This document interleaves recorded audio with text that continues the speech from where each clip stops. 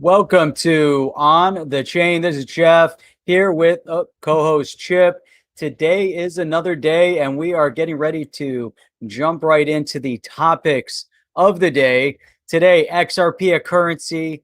While the world is bullish on crypto, FinCen, the Fed, and others get it. Why doesn't the SEC? That's a perplexing question. Chip, you ready to get into this? Let me think about this for 1 second. Yeah, let's go. Welcome to On the Chain.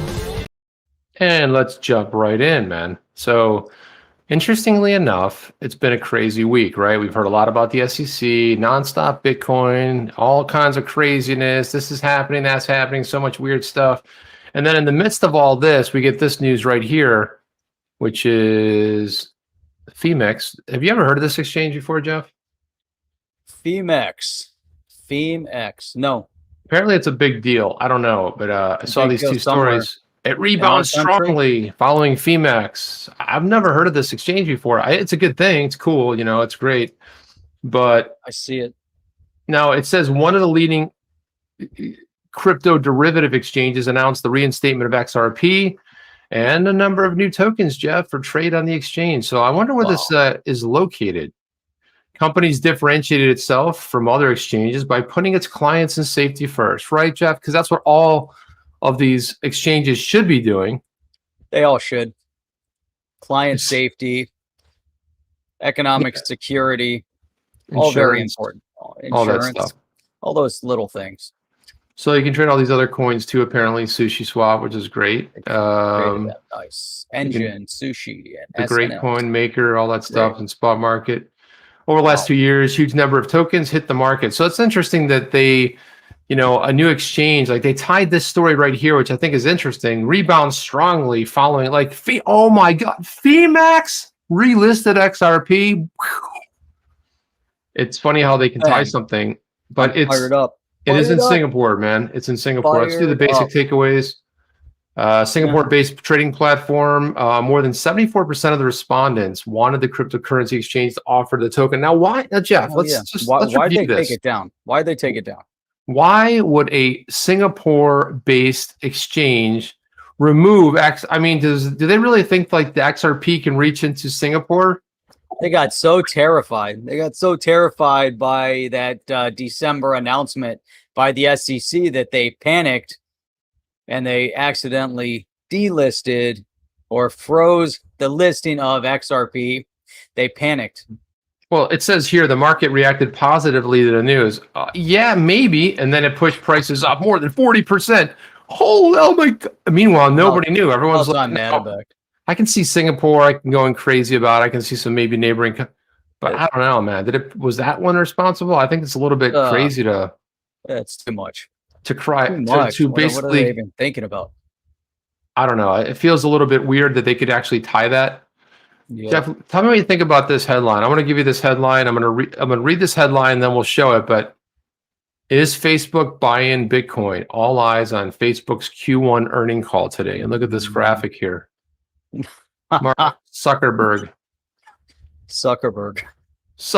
right there. So, rumor mills are rife about Facebook announcing their Bitcoin holdings.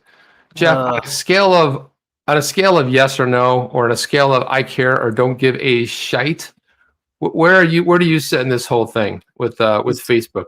I think he's going to put it into his what's the new name for their new platform that they've been working on over there?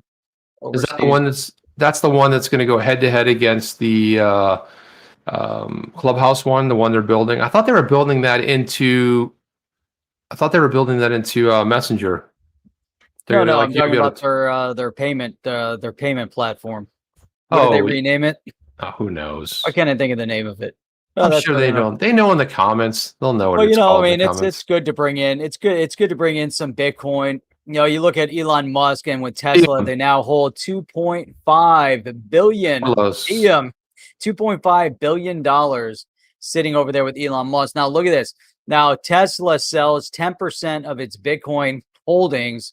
Now, if you just look at that news, say, okay, they sold 272 million. They're holding 2.5 billion.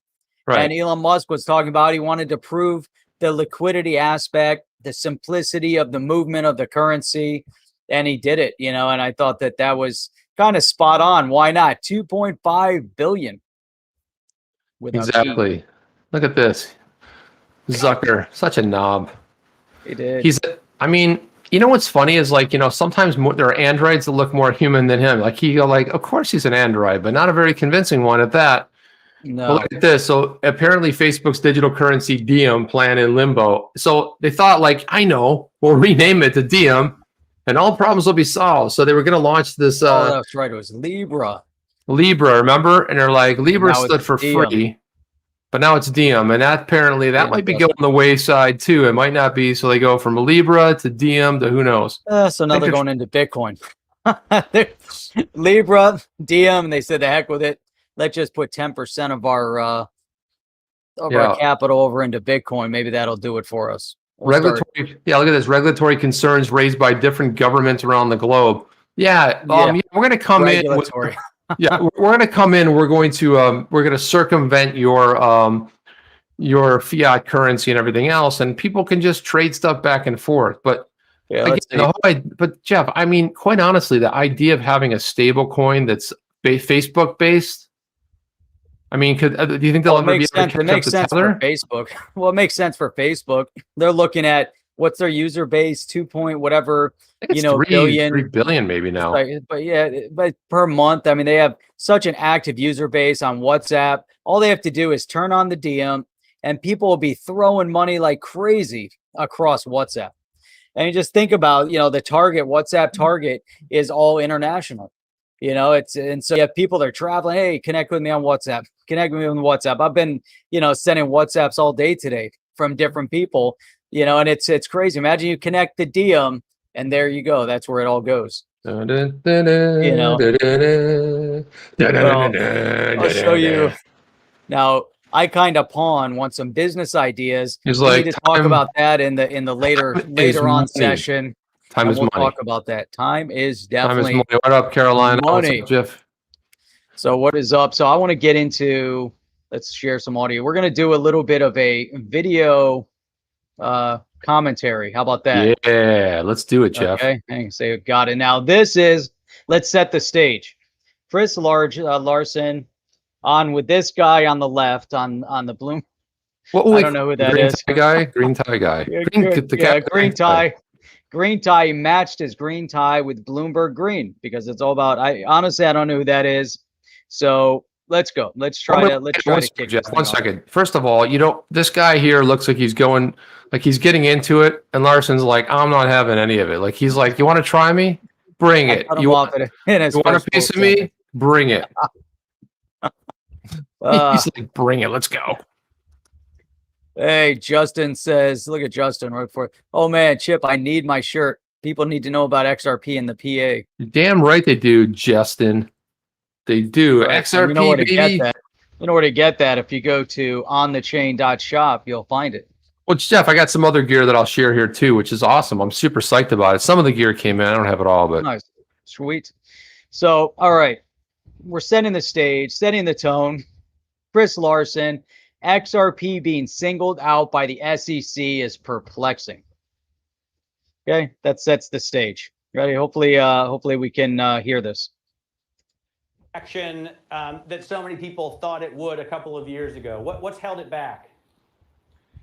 Well, I think, frankly, it's regulatory clarity. We have a lot of regulatory clarity in key parts of the world, in Japan and Singapore, the UK, Switzerland, UAE, have deemed XRP a currency.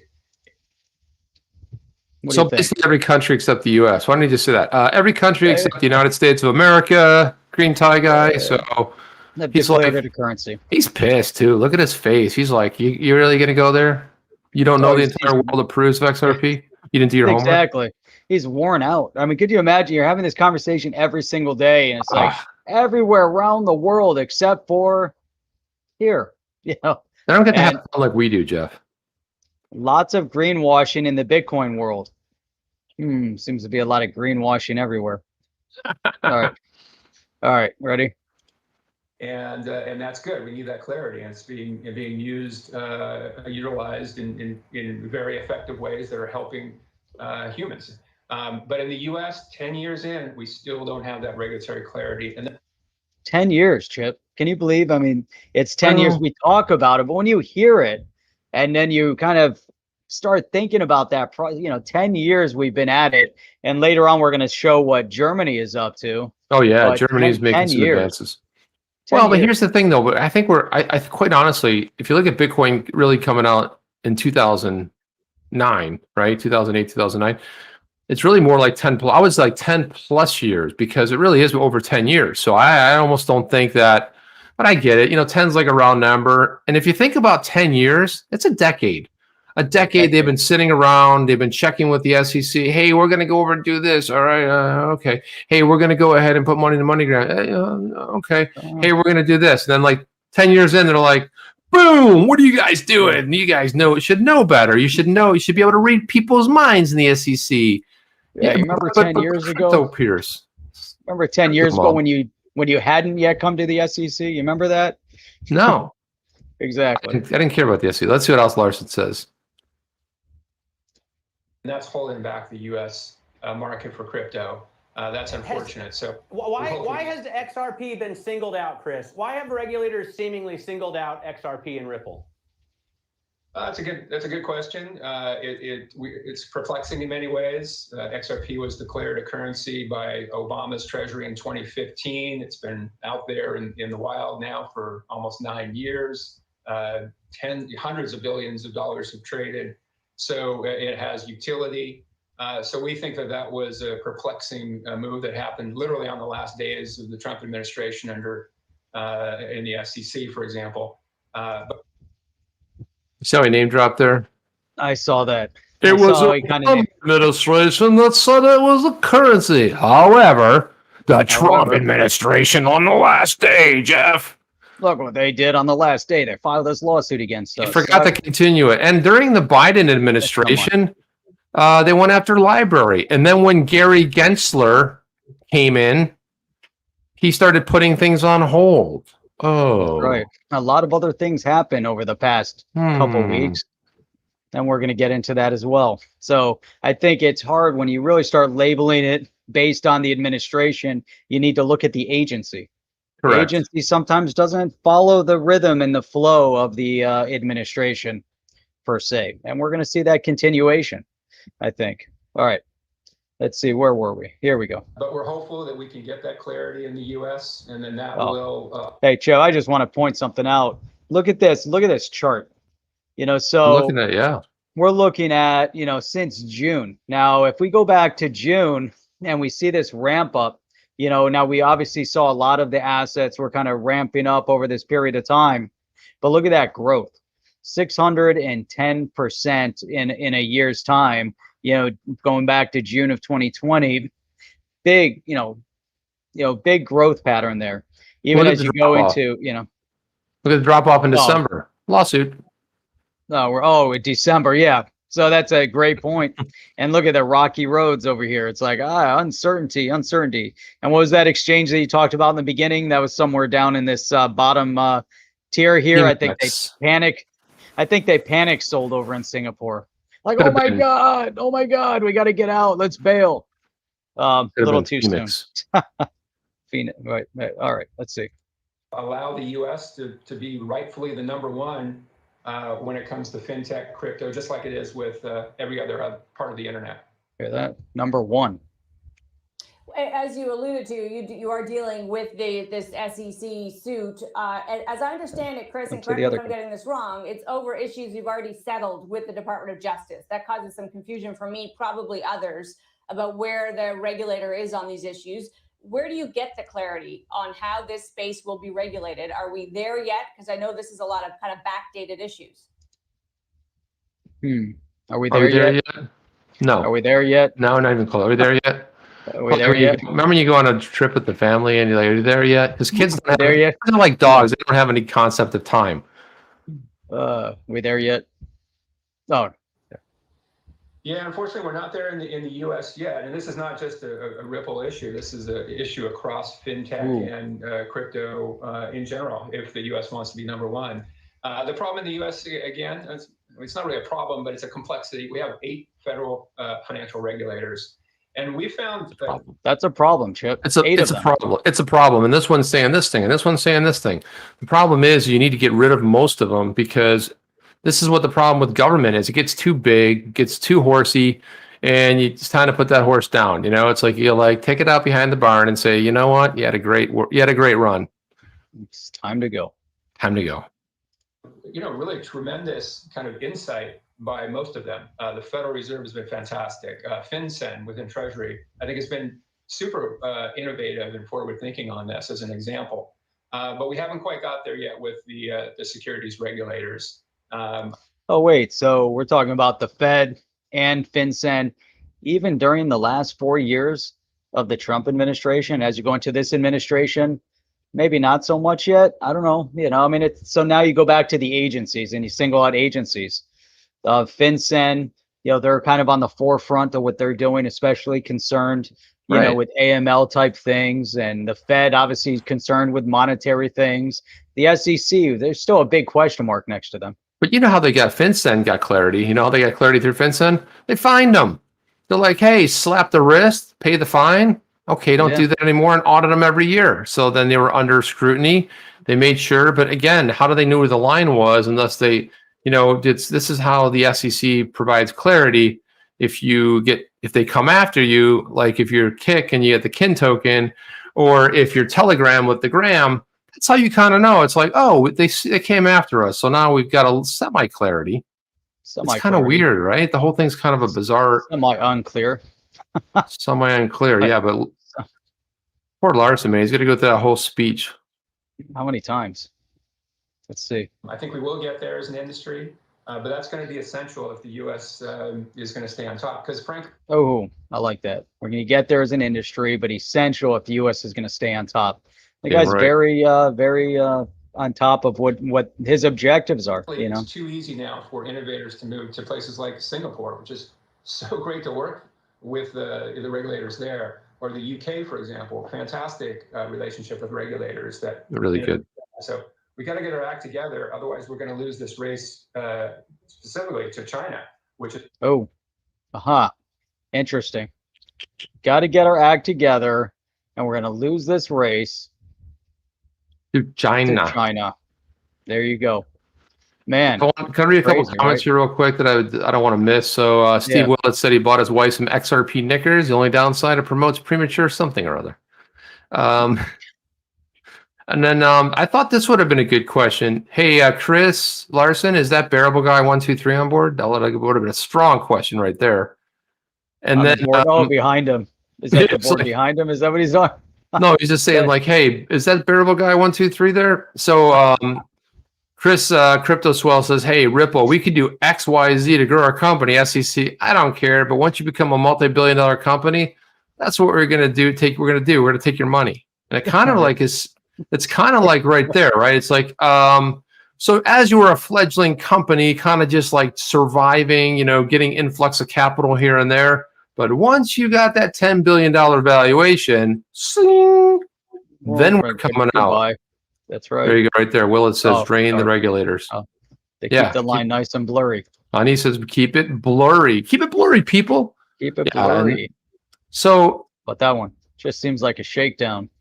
Well, I think it seems like a shakedown to pretty much everyone. I mean, like where is the whole thing has got me a little bit I don't know. It's the whole thing's kind of weird, but you know, the SEC is in turmoil right now because Jeff, we did the story. If you remember, I think it might have been less than a week ago that the SEC hired Alex O to be like the chief enforcement officer. Well, guess what? Hey, hang on, wait. Take a quick commercial break. No. Doc's Gambling, what is up? Thank you for that support. Someone needs to kick this off for y'all. Y'all, I love that. Kick it off, but y'all. Thanks, Doc Gambling. Appreciate that in little message there. So Alex O, I think it was less than a week ago. I had to go, so I was like, Alex O, the first woman of color. I mean, it was okay, you know, so she was a minority. She's an Asian woman, but very bright, very cool. She was at the Southern District in New York. Now, I don't know about this, Jeff. I'm not buying this at all. Alex O resigns. Big law firm. From the SEC. Melissa Hodgman named acting director of enforcement.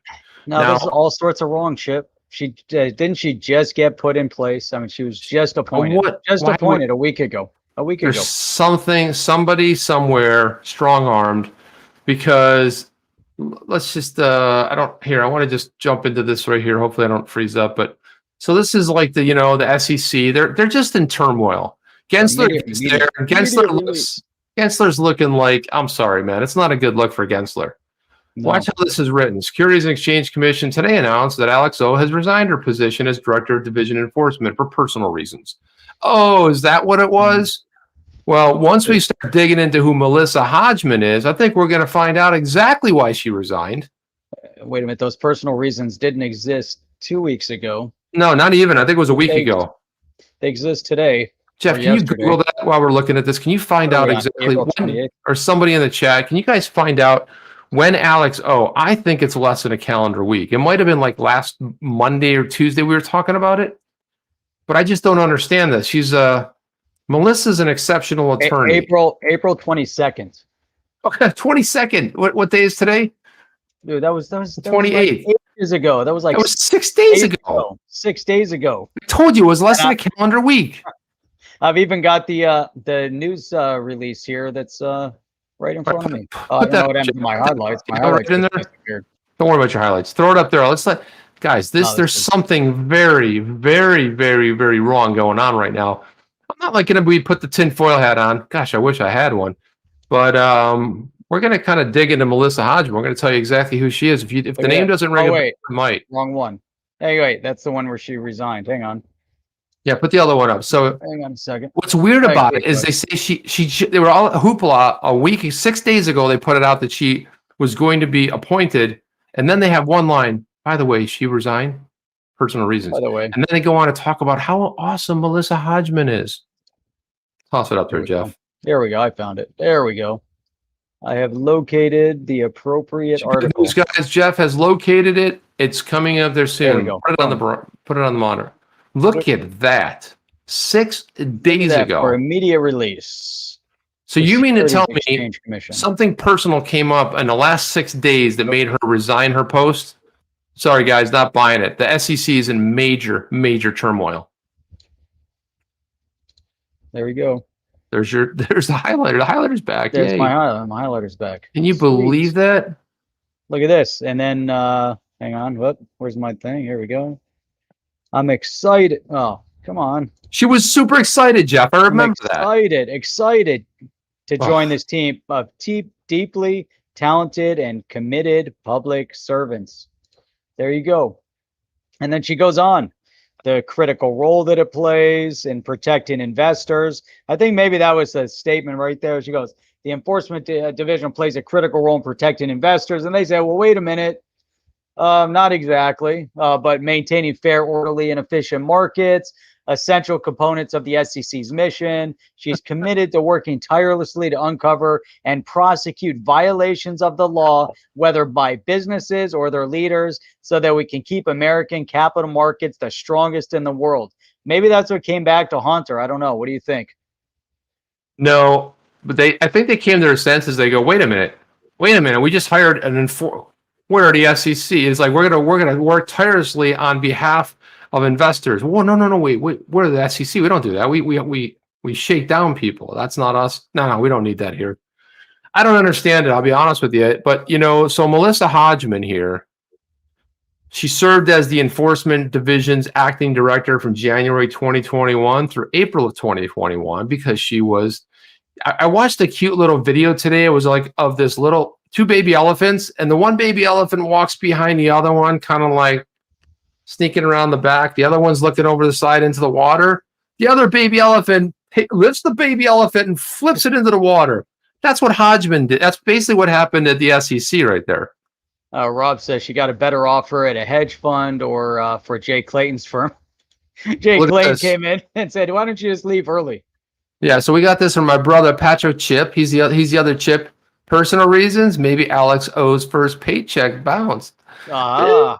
But thank you Oh. for that, my bro. My brother Maybe- from the same mother. Maybe that's what Jeff's happened. brother from Now- another mother. Oh, do you refer to your brother as Chip as well? We're all Chip. Everyone in the family. Everyone Well- calls him Chip. Everyone calls me Chip. My Everybody's a father's Chip. Chip. It's like mom Chip, dad Chip, Patrick Chip. You got, brother Chip. I'm Chip.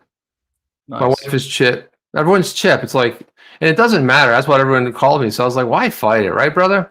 Yeah, Just he'll makes tell it me. easy. This makes it easy. So personal reasons, so Hodgman. Okay, so let's get into this right here. Let's do this, Jeff. I mean, let's not pull any strings. So Take your time. disgraced FBI agent Peter Strzok, his Uh-oh. wife was named acting director of securities enforcement. Now, if you don't know who It this ain't so. character is, you don't know who that character is right there. That character right there is one of the most corrupt FBI agents in the history of the agency. This is the guy who was basically having an affair with another woman. And And doing a few other things. How do you And like doing- that guy, man? Look at the guy looking at over his guy shoulder there at him. Yeah, he's just like, man, you're so effed.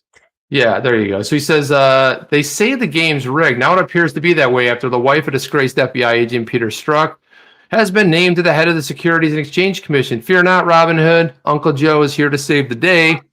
Strzok was a player in the Democrats' failed Russian collusion case against Trump. I want to believe the path that you threw out for consideration in Andy's office, that there's no way Trump gets elected, but I'm afraid we can't take the risk. It's like an insurance policy, like an unlikely event before you die when you're 40. Strzok then said that they call her Gal Pal, but that was Lisa Page. That was who he was having his, and Affair with. she was an attorney, I believe, at the FBI or one of the governing agencies. Yeah. This is what she's known at. Now I couldn't dig this up because I'm sure it's banned from the internet, but she But his also, wife, his ex-wife, you're talking well, about. no, I think whatever. It was the Right. whole point of, I don't even know if they're still married or not, but the point is that when she was running for, I think, some local office, and then the husband was raising money. There's a whole scandal about how they took money and how they misused campaign funds, and it got swept under the carpet. You know how that works. Because, if you're at the FBI, no one's going to investigate it. So the SEC's announced today, Melissa Hodgman, they put Alex O, they hyped her up as, bringing some diversity, and somebody who was really, I mean, you come from the Southern District of New York and you're a prosecutor, you're one of the elite because, as Jeff has pointed out so elegantly, and so many, you've gone over that, Jeff, so many times, that the Southern District prosecutes all the big cases. All of them. Right? And Hodgman, meanwhile, she's a career politician. Announced today that she's currently an associate director of the commission's. This just reeks. This just reeks. Remember Trey Gowdy with that weird haircut? Remember when he grilled him? Oh, yeah. Oh, he definitely grilled him. Her So dedication it's to amazing, investor. just like that. So she was obviously, this wasn't a last minute thing. She didn't. So doesn't just resign, and then all of a sudden there's this backup, and they're like, we'll put her in instead. There had to be something churning over the past week. Maybe Alex O gets to Washington, and she has her first meeting with Gensler and the team and some of the others within the team, and she says, you know what? Her main statement, I'm there to protect the investors and even prosecute the businesses that aren't standing up for their for the investors, and then all hell breaks loose in a week, not even a week, 6 days. Yeah, and all the stuff they're touting, her accomplishments, I don't necessarily put them down accomplishments. I don't want to get too political with this stuff, but they're touting all of these things that she's known for, and it's like not so hot, right? Yeah. And she played numerous roles in commission initiatives. I don't know. This reeks of major corruption to me. And so I've got to ask the question, Jeff, what are your thoughts about Gary Gensler? We all had this potential opinion that he'd come in, the savior, right in, the guy that used to teach. He was a professor at MIT. He used to teach blockchain technology. He's got a whole course. You can watch it on the internet. Jeff, what are your thoughts about Gensler and the way he's been handling it since he took over? Well, I was never, in favor. Well, I don't want to say I wasn't in favor, but I wasn't a big believer that Gensler was coming in as some, savior. It wasn't, the knight, coming in on the white stallion, coming in to like save the day. It wasn't there. Just because he taught blockchain at MIT and made some statements over the past years about about blockchain at MIT, the fact that he was teaching the technology doesn't mean that when he gets into the SEC that all of a sudden he's going to start prosecuting, his opinions. He's going to, prosecute and really guide the SEC according to the philosophies of the agency.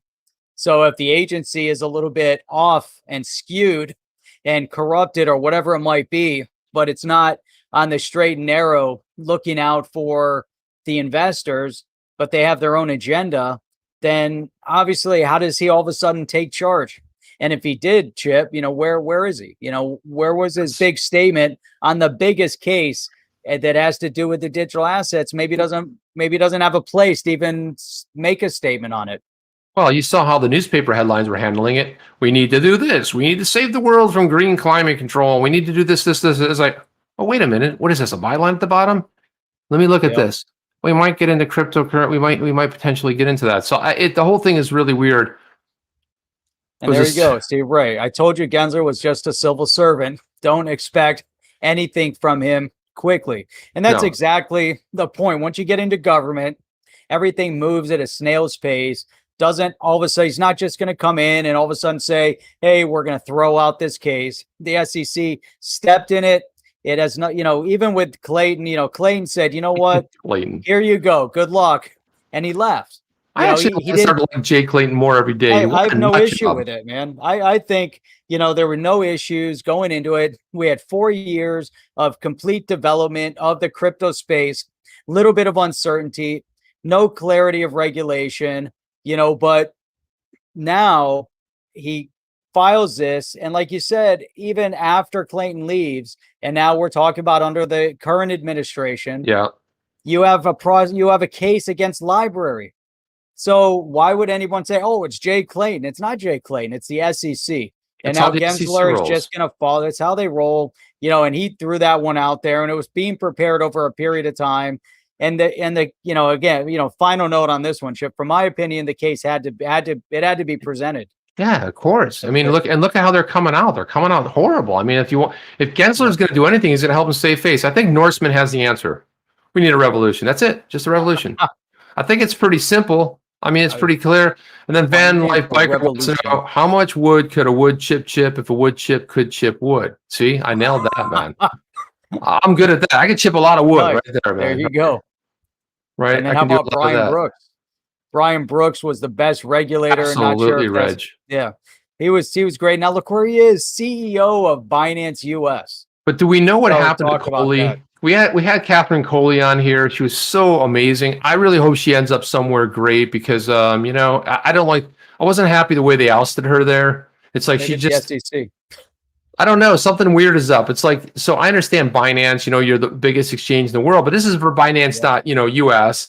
But the fact is like Catherine Coley, I mean, she's going to be kind of quiet, but I mean, imagine you just I think she found out publicly too. I don't think she got the memo or anything. I think it kind of just slipped out in a conversation that Brian Brooks was having.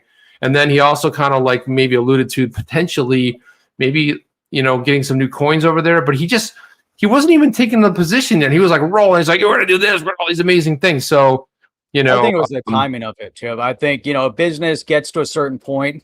She brought the business to her point of expertise, and then that's it. Now Binance, look what Binance is doing, especially right now with Coinbase, launching and doing their direct listing and showing the momentum that they have. And then you put somebody, and Binance wants to, everything Binance is doing is striving to be number one in the world, not just in the US market or whatever. They want to be number one. The US is a big market. You tap somebody in the US market to get it to the next level. And I don't think, she could have done that. I think she got it to where it could get to. Now the next level is major, and that major level it needs Brian Brooks. He's the one, he's got all the contacts. I just think that's how it has to happen. Oh, maybe Ani has it. Maybe storm the castles. Oh, yes, we may. I'll bring the tar and feathers. That's great, man. I mean, and then look at this one here. It's Adam from Silhouette Park Fan. G'day. G'day, Chip and Jeff. G'day. Man, I'm loving your channel, man. My wife wants to buy a farm so bad, and it's like I keep showing her your channel, and you guys, your live streams are so lovely, man. They're fun, they're exciting, and then I like you posting all those images about what's going on the farm. Like, hey, we just got all these cool bales of hay, but you don't know why. You know why it was so amazing? Because there were only 30 of them. We got them all. So it was like really cool. Sorry, just thought a little segment wants there. to know about the 30th. There's something going on the 30th. It's way too early to talk about the 30th. My God, it's the 28th. We don't have to get. It's you're going to go through it. We're going to come out of it, and there's going to be another date, and it's going to continue. I don't see any. I think everyone is really hoping for some sort of a settlement. I don't see a settlement. I don't see a settlement. I actually don't. Well, here's the problem with the settlement. The settlement's not going to bring clarity. It's like they're going to give them a fine. They're like, we fined you. You're like, well, then what? Well, we find you. What about XRP? We still don't know. And this is why I believe, my theory is the reason they didn't settle is because they would pay, they were going to get fined. What do the optics look like? Oh, so-and-so, Larson did this and Ripple did this. They would have settled. They said they tried to settle, but they went forward with it. So the only way to get kind of clarity on this thing, if we don't know today, I have no doubt whatsoever, zero doubt that today's XRP is not a security. Now, if it was back in 2013, it's on the SEC. The onus is on the SEC to prove that it was a security. It's got to hit all four prongs of the Howey test. And you know what? Isn't it just easier to pass out oranges? Like if they go in person, they go, "Here's an orange for you. Here's like a show and tell thing." Give them oranges each one. The lemons are sacred, Jeff. We're not touching. We're not giving the lemons. We don't give away lemons. We do not give away lemons. Look at Dean was responding. He goes, let me get this straight. We inherently lose some of our fiat money due to the excessive printing and debasing of that money. And banks will now start charging us to keep the depreciating fiat in a bank. Crypto and DeFi aren't killing the banks. The banks are committing suicide. But I'll add something to that. It's not the banks. It's the central banks. Banks are separate from a central banking authority. The Federal Reserve is the central bank that loans the money to the government. Government doesn't own their own money. This happens all over the world. The central banks, and then you've got the regular banks, which charge a fee because they don't know how to make money anymore because everything's moving the way of crypto and DeFi, and we're becoming what used to be called the banks. What are your thoughts on that, Jeff? I think that there's a lot going on, and one of the things that Alex Mashinsky had told us, a number of months back when we had him on, is that from the ashes of all of this, you're going to get new leaders, new titans of industry. And the banks, those that are really trying to hold on to the brick and mortar way of life, they're potentially just going to go by, the wayside, because you can't continue the ways of old without, embracing some of the ways of new. Now, these new ways, what are we seeing? Especially, look at, I think Celsius is a great example. They have one component of the saving part of it, so they don't have the credit part. They don't allow you to use a credit card or anything to spend your crypto. They have the saving part, and that's a banking mechanism to save. Now you have other platforms that allow you to borrow and do other things. So when life gave Jeff lemons, he didn't make lemonade. I held my lemons. No way. I held on to them. I took my lemons and I put them on that tree back there. So I want to get into the other comments here. So lemonade. Hell yeah, don't get rid of the lemons, Jeff. So I'll let the comment by our very own Mr. K. I don't know if he's in the chat tonight, but he's he's also from down under. But he says the shift started several years ago, and my bank, for one, this is Anzu, Australia. I think that's what it's called. Is it Anzu? I don't know. I think that was our last bank. ANZ Australia has warned me and tried to stop transactions. I'm down to 10% in fiat, 90% crypto. My bank has charged me $500 last year in fees to hold my money. Crypto's maybe $1 million, or forget banks. Crypto, right? That's fantastic, man. A nice statement. That's a nice statement. Look at this. Look at JC. The new ways. He goes, let's kill the banks. Let's finish this. Let's do it. Let's withdraw all our money from the banks and put it in crypto, or light it on fire and run around naked, screaming, beating our chest. Maybe that's a little weird, but yeah. Well, to all those points, it's really interesting. So there's a narrative that's been kind of created. We see that kind of developing out of the SEC, really trying to push their narrative. The central banks trying to push their narrative. Then you have the other side, the crypto space that is growing and building and really taking on a lot of momentum. And you know, let me just oh, I unshared my stuff. Let me just pull this up. Share it up there. Share it. Share it, my man. Share it. Hang on.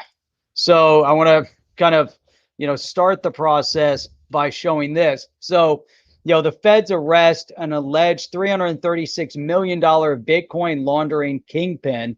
And they call him the alleged. Administrator of Bitcoin Fog, kept the dark web service running for 10 years before the IRS caught up with him. Now, think about, he's running this dark web, laundering Bitcoin. The IRS, it takes them 10 years. They finally catch him. And there's a reason why they caught him. And, you know, before we get into that reason, well, let's get into the reason. And then we're going to play something else I thought was interesting. So you go here, Bitcoin Fog, you know, what they were doing in Russia. And they're kind of, what's that called, when they're churning the Bitcoin. So you can't trace the address. But it's interesting is what actually caught him was, oh, here we go. Purchase. So here, right here, ironically, it appears that the 2011 transactions that Strzok allegedly used to set up the Bitcoin Fog server hosting are what put the IRS on his trail. So wait a minute. So it was a Bitcoin transaction that they were tracking. So here he says, this is yet another example of how investigators with the right tools can leverage the transparency of cryptocurrency to follow the flow of illicit funds. And now this is Jonathan Levin, co-founder of Blockchain Analysis. Now, we think about that. We're like, okay, they caught this guy. Maybe it took 10 years, but they were able to find him. They caught him. They tracked him down due to a Bitcoin transaction from 2011. Imagine it was fiat transaction. They might never have caught him. And then let's not forget about this, because you remember Janet Yellen came in not that long ago and she cautioned and she warned about, you know, Bitcoin. She's calling it extremely inefficient. Let me see if I can go full screen on this without breaking anything. She called it inefficient. And let's listen to this.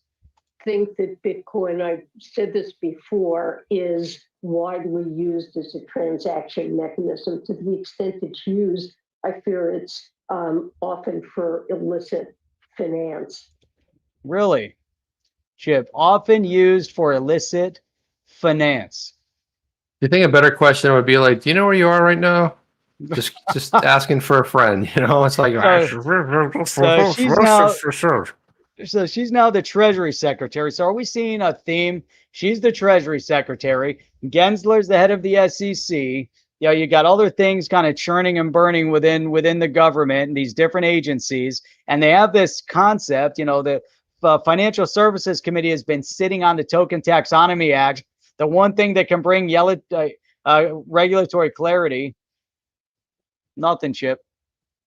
It's crickets over there, and it's I think it's search for illicit activity. I mean, do you even know what Bitcoin is? Right, look at that. She's kind of like a deer trapped in the headlights right there in that picture. Oh Lord. Okay, we're in big trouble. We are in trouble. Hang on. It's an extremely inefficient way of conducting transactions. True. So can you have it both ways? Do you think criminals want to work with something that's inefficient? It's an inefficient means of transaction. But you just said that it was mostly used for nefarious purposes, but it's inefficient. It's inefficient, you know, and criminals go like, you know, I definitely need something better, faster. I think I need to move on to Cardano. I need some sort of a privacy coin. I think I'm going to have to move on to something a little bit more, a little quicker, a little less expensive, because we can't be charged these fees. It's so funny that the promise of Bitcoin early days was all of the anti-banks. You know, we hate the banks. You played that the other night where they're like, you know, 2011, crush the banks. And then it's like, JP Morgan, the biggest bank in the world, is going to be selling Bitcoin. It's like, yeah, wish you woo. Look at this right here. Adam makes a great point here. He's like, we all know that cash has never been used for illicit activities. From now till, like, let's say the next century, we'll never be able to catch up with all the illicit activities for cash. I mean, you go back to the era of the Roman coins and pieces of silver. Do you remember? I mean, that's right. You know, Christ got sold out for 30 pieces of silver. It's like, here you go. Bing. That wasn't too nefarious. They killed him. So well. They killed him. Christ, I'm like, we just 30 pieces of silver. Yeah, you're down. I'm down for the struggle. What the hell? It goes back even like to earlier days when they were like trading parchment. It's always been used for illicit activities. But should have been used in Bitcoin. But it's Bitcoin. It's only Bitcoin. the Bitcoin. It's the Bitcoin. I feel, you know what? I mean, look, the thing about it is like, you know, as the chair of the Federal Reserve, I was like not a big fan. But then you bring her into the Treasury, and I'm like, this is all starting to look really. It's not a good look. All of this stuff, you know. And Gensler, he comes in, guns flare, and he's like, "We're gonna do this. We're gonna settle this." And then they take him behind the woodshed and be like, "Gary, sit down over there. We're here. Take that chair." The lights go on, and he's looking around. What is this? They blind him with the lights. Listen, here's how it's gonna go from here on in. Okay, here's what you're gonna do.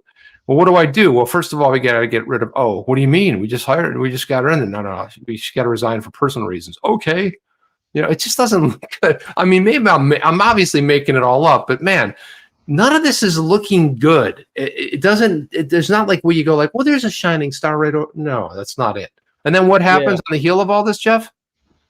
The SEC pushes the decision on the Van Eck Bitcoin ETF until June. Now, we've heard all about the promise of this ETF that we're like, oh, it looks like the SEC is going to go ahead forward and all this great stuff.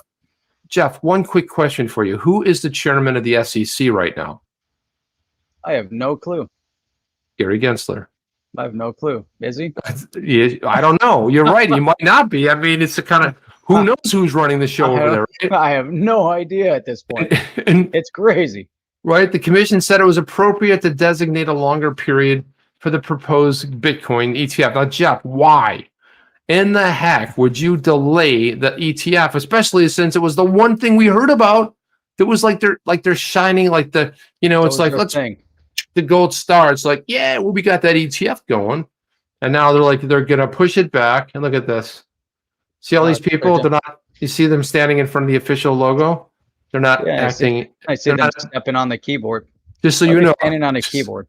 Just so you know, they're acting in a personal capacity. They have nothing to do with the SEC. Just well, you can tell. Look at, and they're socially distanced. That's a little awkward right there. I'm not gonna lie. I'm not gonna lie. So, according to the filing from the SEC on Wednesday, the regulatory body will push the deadline for approving or disapproving.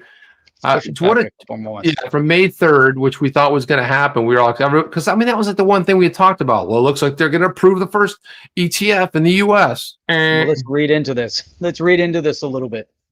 There's a case that's pending right now. It's a major case because if the case, you know, keeps developing and comes out, you know, on the side of the SEC, maybe they're going to have a different ruling on the ETF. Maybe, maybe not. If the case doesn't side with them, maybe things progress a certain way. Maybe they will, you know, so who knows what they're waiting for. But why push it back? What this has been in conversation now for how many years? A long time. Years and years. You know, they've been talking about ETFs and they keep pushing it back. What is another 45 days going to do at this point? Like, why push it back? What in the world? Look at this. The commission sufficient time. See, the commission finds it's appropriate. Nobody else thinks it's appropriate. Well, we don't think it's appropriate. Nobody here tonight thinks it's appropriate. The commission finds it's appropriate to designate a longer period. Well, who's that? That's like a straw man argument. The commission finds it's perfectly normal to take action on the proposed rule change so that it has sufficient time to consider the proposed rule change and the comments and blah, blah, blah, and another legal filing and all its legalese. Van Eck submitted the paperwork to apply for a Bitcoin ETF with the SEC last month, following the asset manager withdrawing a similar application it filed in January in partnership with the blockchain startup SolidX. Both Valkyrie Digital Assets and Fidelity Investments have already filed registrations with the commission to form Bitcoin ETFs in January and March, respectively. So, you know, I mean, quite honestly, Jeff, what are the chances that they're gonna render a decision on this? I mean, yeah, they pushed it off, but I mean, is it enough? I think they'll push it off again. I think they will too. I don't see June as the target. I think they're going to keep kicking it down the road and see what happens. See where they when the cards fall. I find it interesting. Tom is saying he's surprised I didn't know it was Gensler. He knew it was Gensler. His point was we don't know who's really running the SEC, because if Gensler was running it, everything we know, I just, sometimes you got to explain. It's not funny. But anyway, Gensler. What he was saying basically was the fact that we don't really know who's running the SEC, because apparently Gensler, who was like the crypto dude, the guy who was so pro crypto, comes in not seeming so pro crypto, putting the ETF off. He comes in saying, "I really want to know what this other government agency is going to do." What did he? Didn't he pass it? Didn't he pass it off the FTC saying, "I want to know what they?" He said another government agency. I'm waiting to see what they do. Well, Gary, you're the one running the show over there, so I don't know. But in better news over here, you got to see this. I mean, Ethereum went a little nuts. Record high on report of EIB digital bond insurance. Again, I don't know if that's what had anything to do with it. But Ethereum, the world's second largest crypto. What's it, Jeff? What you have the number over there? What are we looking at right now for ETH? ETH was at 27 something. Let me see where it is right now.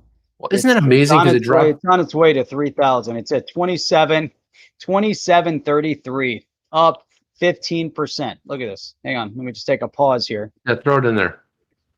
Up 15% over the past 7 days. $42 billion in volume over a period of 24 hours. That's massive. And everything else is just kind of sitting pleasantly calm, overall. But if you look at XRP at $1.35, I think that's interesting. But it's just overall Ethereum really making some progress, to that news and some other news. So it's interesting. Yeah, it really is. And again, I don't know if you really tie it to that, but I know they keep hearing about 2.0 is going to happen. 2.0 is going to happen. I wanted to get into a fun story. Now, if you guys remember, the 90s was one of my favorite eras. I just was a big fan of grunge. I remember exactly where I was. I was in a Royal Oak record store where the first time I heard them playing the record. Never mind, Jeff, but it wasn't a record. It was a CD back then.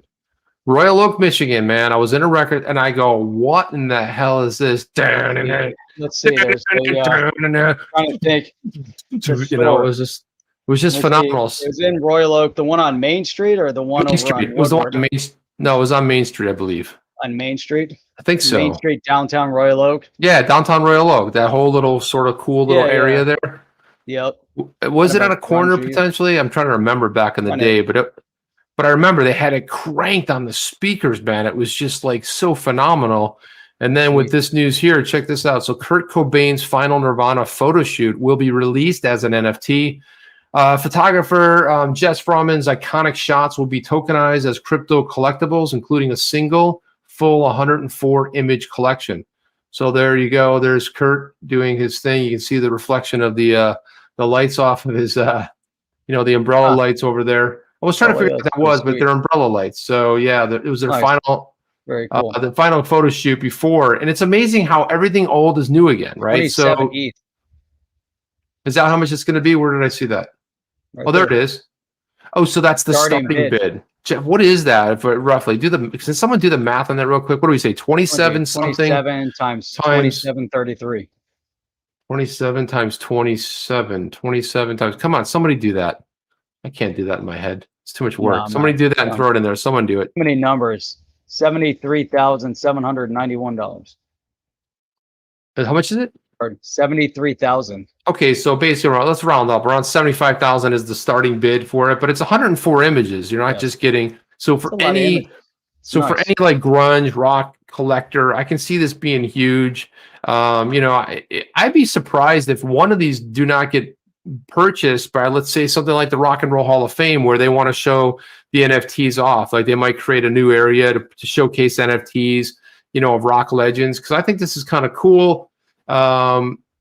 Let's see, dubbed The Last Session. The photos were taken in 1993, about 6 months before the singer left the building. The images themselves, widely seen in decades since, with Cobain wearing the white-rimmed sunglasses, leopard print coat, trapper hat, and some photos featuring his bandmates Dave Grohl and Chris Novoselic.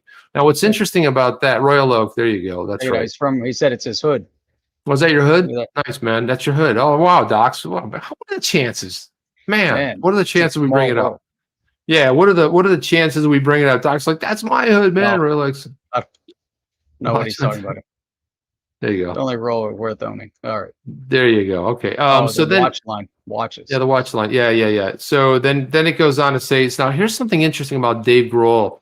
So Dave Grohl is already in the Rock and Roll Hall of Fame, and he's coming up this year as the Foo Fighters. So he could potentially get in the Rock and Roll Hall of Fame twice. He's already in there as Nirvana drummer, and now he's up for potentially induction to the Rock and Roll Hall of Fame as the lead singer and founder of, the Foo Fighters. Now, the other thing is that he said that somebody who's been like a favorite of mine, he said that because you get to pick who you want to induct you into the hall. Like you pick somebody famous, or you say like, I want this person.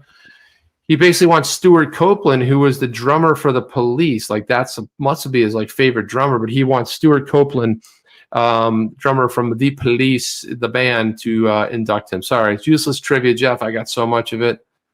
Right there. There's Mr. K right there. 75,000. My calculator's off. I should have went to bed last night. Yeah, that's right. Hey, dude, check this out. Sorry, go ahead.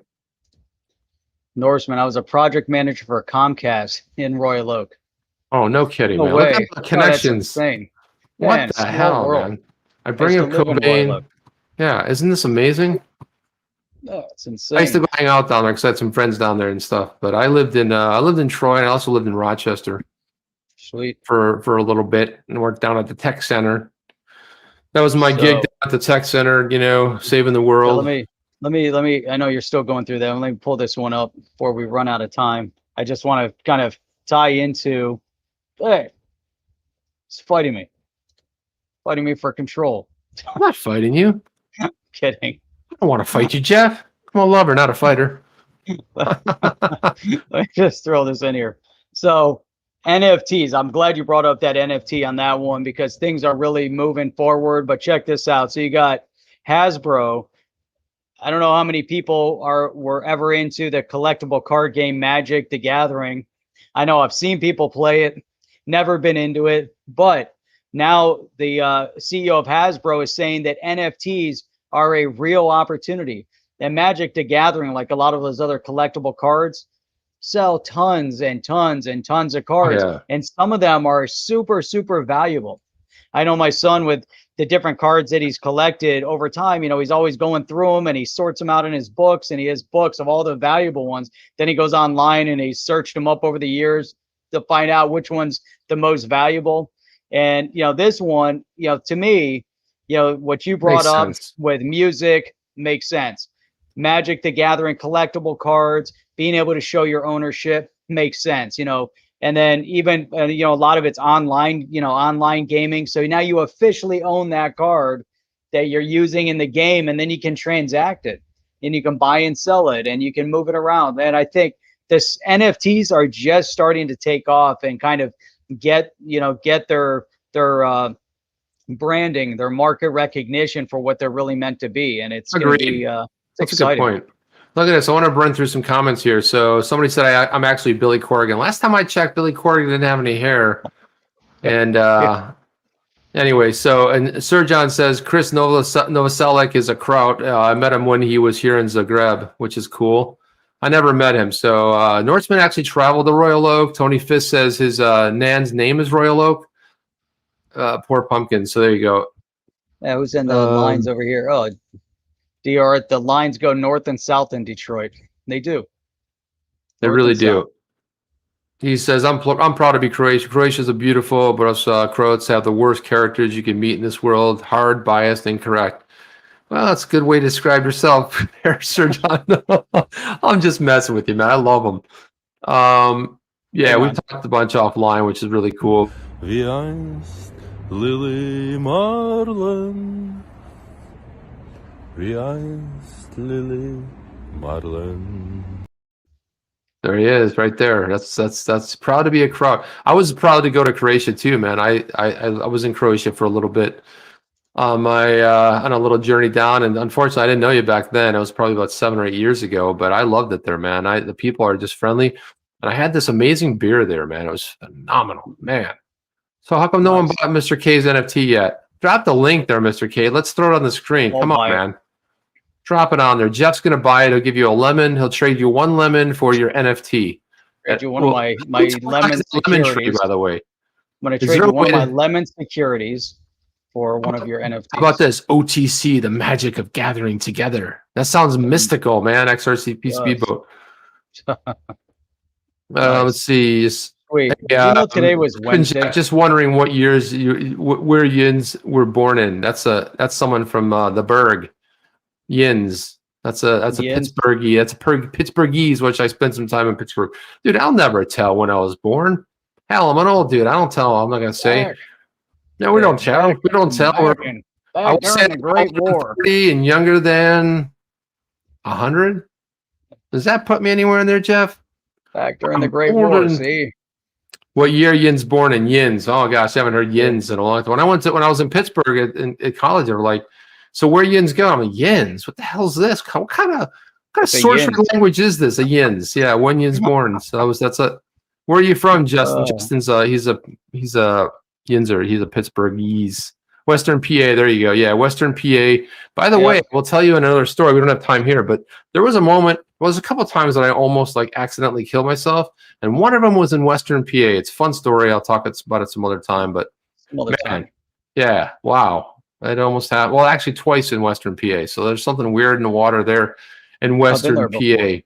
I have been there. Yeah, you got it, buddy. 20 minutes north of Pittsburgh. Yeah, where exactly are you? Because I was north. I was about 35, 40 minutes in Pittsburgh when I'm talking about. You know where McConnell's Mill is? You know where McConnell's Mill? That's 1544, give or take. You know, Tony, don't be giving away the secrets here, man. Nobody needs to know. Time itself. You know how it is. That's for sure. I mean, you know, around 1544. Right around from the beginning. But I want to know exactly. So if you know where McConnell's Mill is, that's where the story. Wintertime. Yeah. If you guys know where that covered bridge is over there, and if you guys know where falling in a rushing river, when it's 6 degrees outside, and that's Fahrenheit, and you are fully clothed and you are under the water heading for the waterfall. That's what happened to me. Yeah, that's what happened, man. It was like one of those type of things. Except you didn't mean to do that. I mean, no one ever means to do it. The rock was slippery, Jeff. It's like slate rock, and it was covered up, and I thought it was the ground, but it was rock. And I did one of these, and I thought I was going to get a soaker, and I went. Oh man! And my life flashed. I started seeing stuff from my utes. That's terrifying. Look at this right here. Boom, XRP Speedboat. Whoa, Speedboat. This is extraordinary. The birth of Ripple. Nice. CA12. Whoa, this is 2012, baby. 2012. I love it. That's the year of Jeff's birth, right? Well, that's the year of 2012. Thank you for that, Speedboat. Much appreciated. Yeah, this is the look at Texas Crypto says we only see Chip at night. There we go. He's a garden gnome during the day. Pretty close to it. All right. Who's older? Chip or Jeff? This should go well. Way to go, Van Life Baker. We'll never tell. One for Chip. Oh, one for me, 2 for Chip. Who is older? 1 for Chip, 2. 1 for the money, 2 for the show, 3 to get ready, and bam, it's almost time to go. Look at the time. My God. Jenny Yellen is probably younger than Chip. Well, there you go. I mean, she's very young. Oh my God. And she's hilarious. Illicit activities too. Yeah, Jeff, you did screw that up. You really did screw that up. No one knows. People see, Mr. K. Even knows what to push. Mr. K nailed it with 3. 1 for Chip and 1 or 2 for Chip's Jeff. older. Yeah, Chip's older. Nope. He's got Chip. Yeah, just put it in there. Forget the 1s and 2s. Did you know that today was Wednesday? For some reason, I thought today was Thursday, and it's Wednesday. But Thursday, I was like, hey, this is going to be the show before Sunday, and then, the weekend and all this stuff. But we have another show tomorrow because we stream Sunday through Thursday at 8 p.m. Eastern Standard Time. And then again on Saturday mornings at 8 a.m. Eastern Standard Time. This was absolutely outstanding. It was great to see everybody here. We had a lot of great topics to cover tonight. We'll have a lot of great topics to cover tomorrow night. Nailed it. Chip Boom, 43, Chip 41. Oh. Nailed it. Is that how many voted for me or voted for you? Is that the Nailed it. So, 589. Nailed it. Go ahead. Sorry. 589. That's it. Thursday. Get Hey, your drinks. show your shirt off again. You know, for all those that love the XRP. There you go. XRP. XRP. Cannot Can't be 100% shirt. But it's I think magic. it's magic. It's magic Nice. for sure, Thank you, man. Tony. It's got that new smell. Thank you, Tony. Love it. So, hey, if you guys want to check out that merch, you can go to onthechain.shop. Other thing, if you're brand new to the channel, we lost a few people in that end as we're having fun and talking. But if you guys want to subscribe to the channel, which I'd highly recommend you do, there's a button right below the video. It's highlighted in red. You can hit that button, subscribe, hit the bell notifier. That way you get notified every time we go live. Jeff, And that's look at that awesome. right there. It helps the channel, helps the algorithms. And by the way, Chip survived the bubonic plague, if you didn't know that. So this plain cold is nothing to him. That's why he can fit right in Croatia. And maybe we'll fly over there tomorrow. But my people were built for the night, cold, Jeff. That's why I hate it so much. That's it. That's why I live in the cold. Yeah, really appreciate it, guys. As always, who else? As always, look, be back tomorrow. Don't miss a thing. We're going to be back tomorrow. I'm feeling a little blurry, Jeff, feeling weird, just like the blurry lines of regulation right now. But I will tell you what, thank you guys all for the super chat. Really love it. And the best way you can support this show is either you can like, subscribe, click the notification bell, or just share it. Wake your friends up, your neighbors. Gordon, hey, Gordon, what's up? Gordon, cheers. Thank us. you. We appreciate you, man. Thanks for coming in here. And man, I'm feeling drunk as hell. That's awesome, man. Drunk as hell. Wow, drunk. Well. Forget an N. He's drunk. Yeah, all right. See you, everybody. Listen, we really enjoyed our time here with you guys. And we'll be back again tomorrow night for another fun and frolic. And we'll try to stick away from the SEC. We're done with the SEC. The SEC's not done with us. You know what I mean? Done with the SEC. Keeps pulling us back. Sometimes it's not done with us. It keeps pulling us back. Done with the SEC until tomorrow. Guys, we'll see you on the next one. Chip and Jeff signing out. See you later. Are you down with OTC? Please like, subscribe, and click the bell to be notified when the next video drops.